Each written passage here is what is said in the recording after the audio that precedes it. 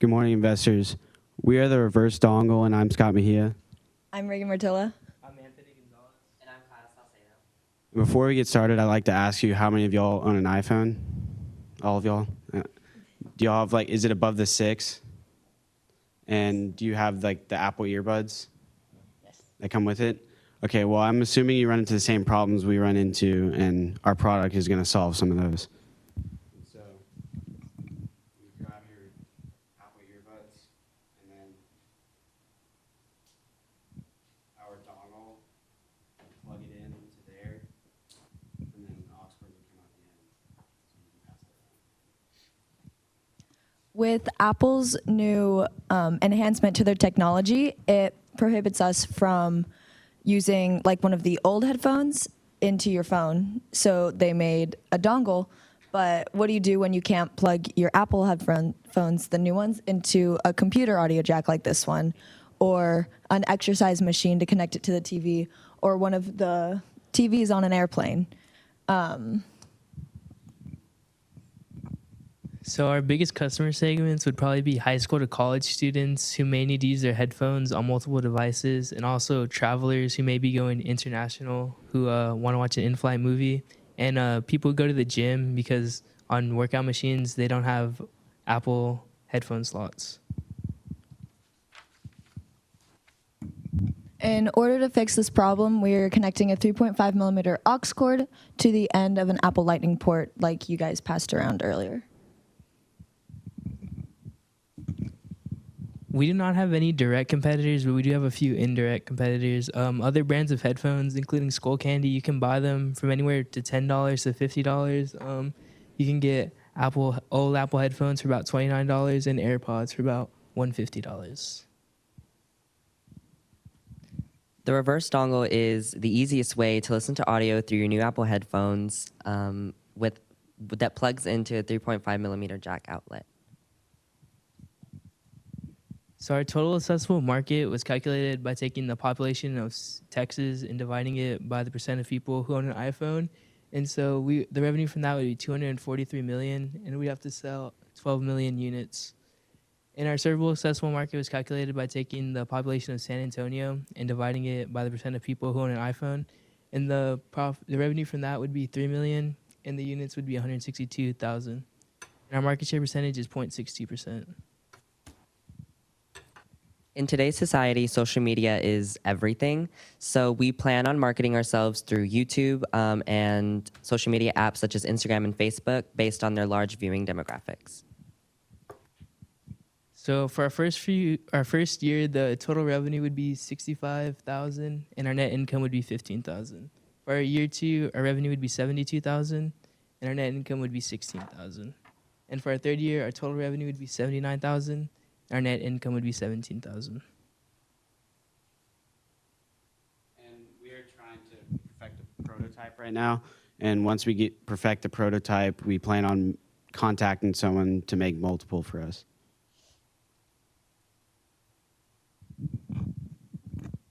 So it costs us about $14 to make, and we sell it for $20. And so the part that we buy for the Lightning port costs $8, and then the audio jack's about $5.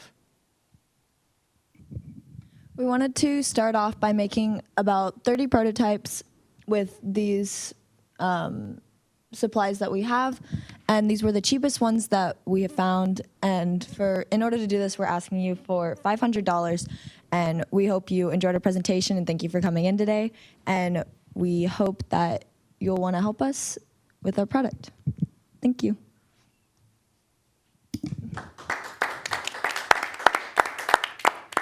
Good job, guys. So I have a question about your marketing plan. So you talked about social media being everything, but if you go back to your, your problem statement, and there's some very clear places. Like two of the three examples you gave happen in a particular place, right? They happen at an airport, right, or on an airplane, or they happen at a gym. So I want y'all to think about, how can you actually get your product to market in those places? You think walk through the airport, any airport you walk through, there's a kiosk or a vending machine or something where you can get headphones, that kind of stuff. I would want you to think about how do you get that point of sale happening right when somebody needs it. I think Henry brings up a good point. It's that timing. So the problem that you're solving, I think, is huge. And it doesn't relate to, Apple earbuds. It relates to the speed at which technology is changing. Apple comes up with a new way of doing something, so does everybody else all the time. And that is rising at an accelerated rate, right? And so a lot of these companies, their business plan is to do some of the things that we've seen Apple do, change their cords so that now everybody has to buy something new. I mean, if you stand it back and look at what you guys are doing, you're bridging the divide between, technology generations. And those are being compressed as we move along and things come out faster and faster. So this is one product, but I mean, it's a huge problem overall, but it's not a problem for a long amount of time. So it might be a 6-month problem, it might be a 9-month problem before somebody finally says, okay, I'm sick of this, I'm gonna upgrade. If I'm paying the money to upgrade my, phone, I can buy a new, if I have already bought the new phone and I have the new headphones, at some point I'm gonna upgrade the computer, and, those two things are gonna reconcile. So, I think it's really interesting. The technology on either end of that cord is not necessarily yours, and so you're kind of subject to a lot of what comes out of other countries, China. These things are kind of flooding the market. But if you can figure out how to bridge the divide and be the first to do it efficiently and get it out to people when they need it, I think it's great. Can you explain again because I did have something before I bought wireless earphones, but before that I did have something I bought at Walgreens that, another dongle. Just explain the difference again, I'm kind of. I think I have. Yeah, exactly. Yes, Yeah, I'm yeah. confused. So it's the complete reverse. It goes the other way. It's just turning it around, Gotcha, okay. taking the newest They're headphones trying and to plugging take them the into newest something to be able to older. go back to older or different. Right. Because of the different technology Right. that Apple's wanted to do everything differently. So y'all done a full market scan on this? Nobody else is fitting? I mean, because there's a bunch of companies out there creating Yeah. a lot of these kinds of accessories. Y'all have not been able to find anything like this? And in terms of the prototype, you said you had some initial discussions, or? Someone's working on it right now. Okay, So, if you could get it cheap enough, part of your addressable market could even be airlines and gyms. Like actually going directly to the airlines. Because, when you're on a big flight, they pass out the headphones. If you can get it cheap enough, they'd rather pass out a cord to people, right? So think about how inexpensive you could produce it. To figure, I think that's gonna be the key, how quickly and how inexpensively you can produce it, because there is a window of time, like Mr. Fulton said, the window of time will decrease. Somebody, technology will change, right? And then maybe the lightning port that Apple uses is no longer existent, right? Like they're gonna change it. So you have a short amount of time, but if you can get enough scale and get it made cheaply enough, that will actually let you get to more people, I think.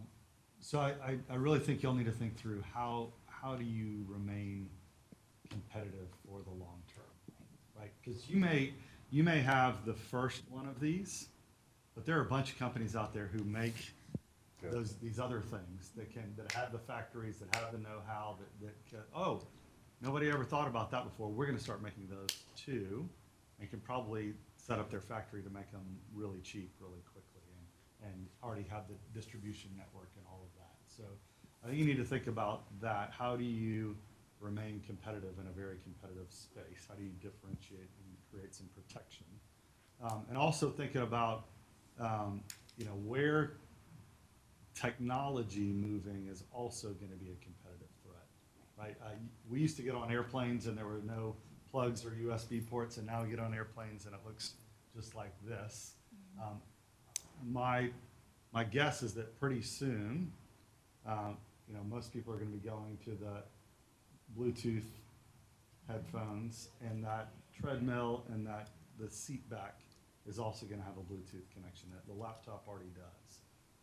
So think about, how is technology changing going to create a real competitive threat for your business as well?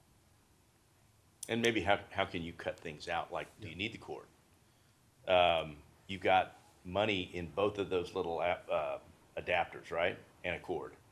You don't necessarily need the cord, and you could potentially cut one of the adapters out. Or next time the technology changes, you're only buying one of those adapters, maybe half the next time, if that makes sense.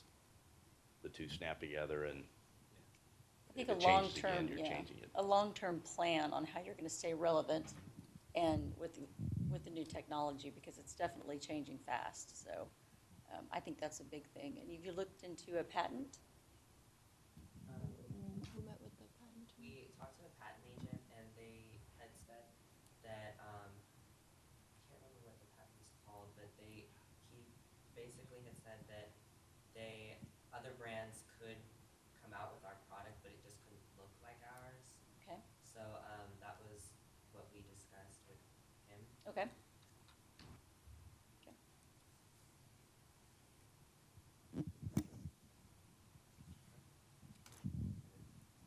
Great, thanks, guys. Great, Well done, great job. guys. Thank you. Good job.